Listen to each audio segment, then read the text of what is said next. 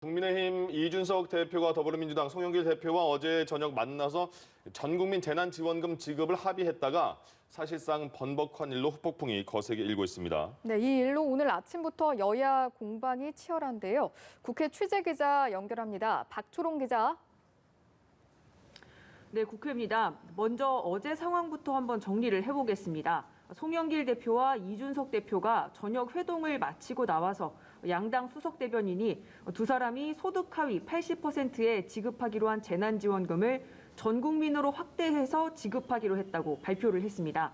그런데 이 합의안은 곧바로 국민의힘 내부 반발에 부딪혔고 전 국민 재난지원금으로 확대하는 게 필요한지 검토하자는 데 대한 합의였다고 국민의힘이 사실상 합의를 번복했습니다.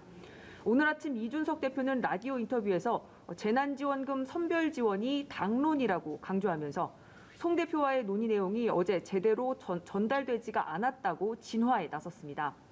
자신은 소상공인 지원 규모가 현재보다 더 늘어나야 한다는 것을 강조했고 송 대표는 전 국민 재난지원금 지급을 강조했기 때문에 이에 대해서 긍정적으로 검토하겠다고 한 거라고 설명했습니다.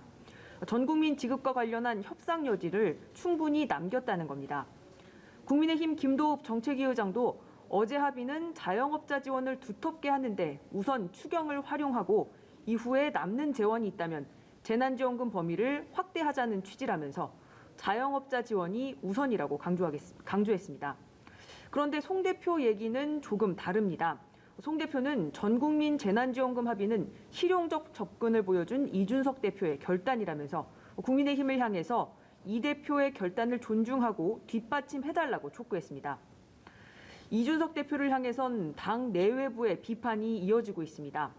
먼저 대권 주자인 이재명 경기지사는 국민의힘을 향해 의원들의 불만은 당 내에서 풀어야 할 문제이지 국민과 약속을 저버릴 이유가 없다면서 합의를 성실히 이행하라고 요구했습니다.